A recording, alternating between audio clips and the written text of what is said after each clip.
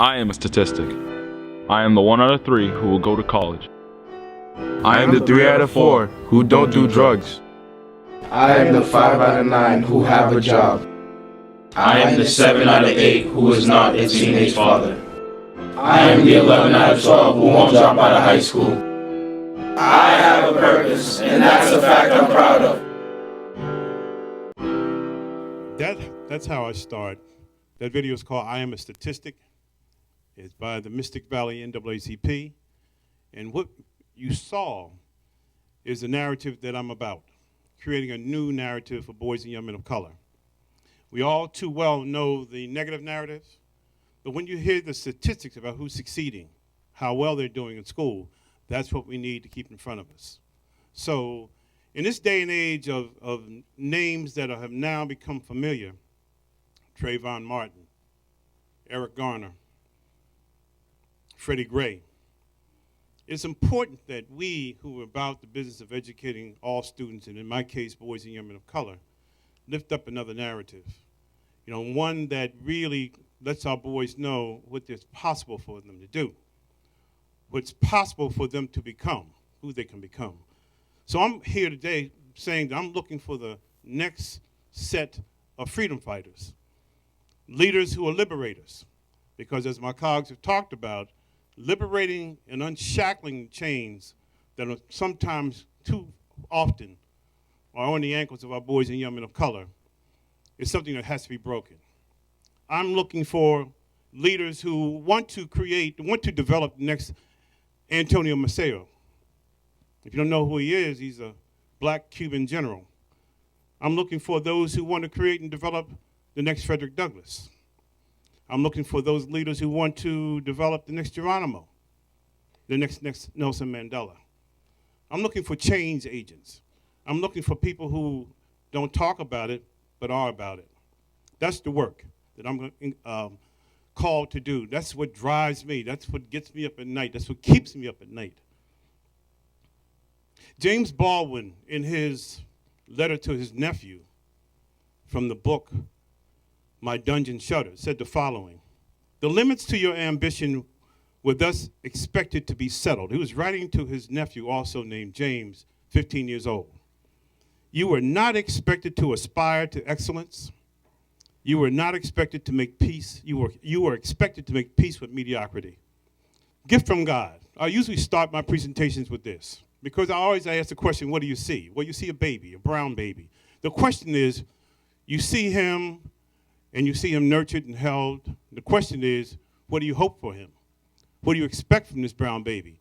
Do you expect him to be a gift from God, or do you expect him to be a menace to society? And a lot of the expectations of what we lay on children from the very first day they come out of the womb can set the case for them for the rest of their lives. Now, in the case of my two parents, one who was from the Deep South who never was able to read a day in his life, and the other who graduated from high school, who was a lover of poetry, particularly Langston Hughes, who read to me nightly Mother to Son, to the point where I said, "Mom, stop reading it to me." But I got it after a point where she was trying to say that there'll be obstacles, there'll be rugs that are torn, there'll be things in my way, but I had to persevere. And so, Nina Simone, to be young, gifted, and black. Again, exhorting what our boys and young men are capable of doing, what our children are capable of doing, if we believe in them. They're gifted, they're talented. And at the end of the rainbow, for me, was a graduation, which we want to see all of our boys and young men aspire to, those plateaus, those benchmarks of success in life. Good-looking guy, too, by the way. And then I took up the call to teach, because I can't think other than being a parent, the greatest call there is to teach. And so that drives me, that gets me up, that makes me persevere, that makes me realize that I am here planted on this earth, on this solid ground, to help to create the next generation of leaders who liberate. And Parker Palmer, if you cannot see them, you cannot teach them well. We all know, one of my mentors, James Comer, used to say it over and over again, relationships matter. It matters when we know who's in front of us. It matters when we see the children. It matters when we see their greatness. It matters when we see their full potential. So, the question, what does it mean to reimagine schooling for boys and young men of color? What must we do? A lot of it you already know. The secret is there's no secret. You know, you'll hear it from my colleagues, you'll hear it from those who follow. High standards, rigorous teaching, being culturally competent. You know, all those things that we know, the literature, the effective schools literature, Ron Edmonds said, it's been said over and over again.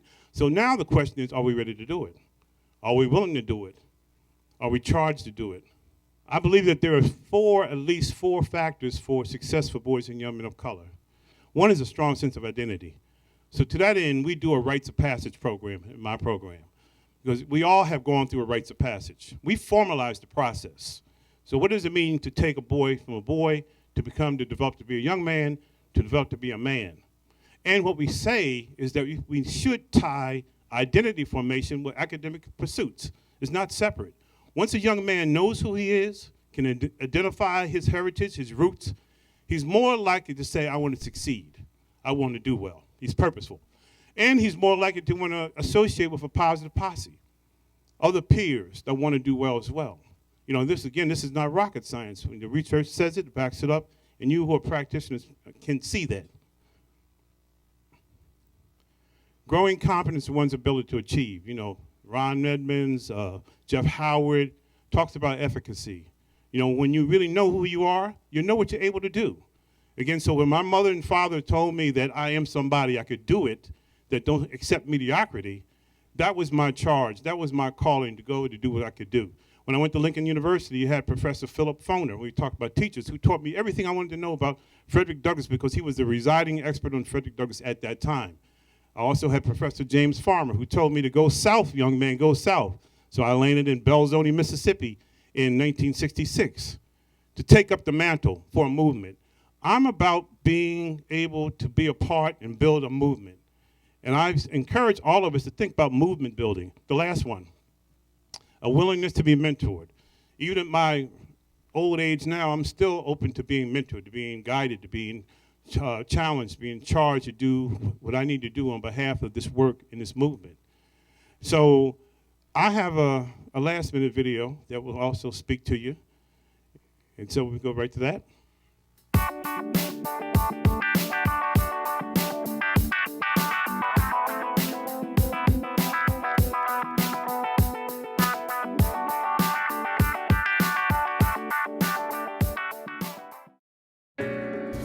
And so, ladies and gentlemen, we are super excited to be here for the 9th annual gathering of COSBA. It is everybody's business to educate our children, particularly our young black boys. We want to make this the most exceptional gathering of leaders that ever could be. I'm so pleased that this is a coalition that doesn't refer to African American boys as at risk. At risk means at danger. We're talking about boys of promise. We're going to look and change that language to boys of promise. We are in the movement. I've said this 2 days already, since yesterday. And anybody who knows me knows that this is movement work, not minute work, movement work. And last night we were told that in order to be a part of a movement, you got to be tenacious, you got to be persistent, you got to be courageous, you got to be relentless, you got to persevere. And I always want to know, just by a show of hands, you can stand up and do whatever. How many movement people do I have here with me today? All right? Okay. We are about the business of changing the narrative for boys and young men of color on our watch. With our boys, y'all, we got a lot of work to do. I mean, we have some serious work to do in this nation, and the work is not for the faint at heart.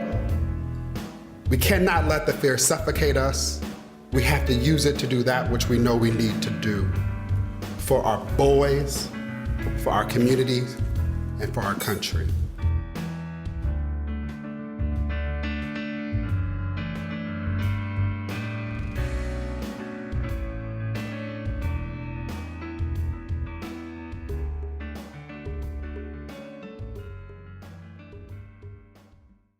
What drives me is this daily opportunity to create a movement, you know, in the spirit of past movements, because I know we need everybody on board.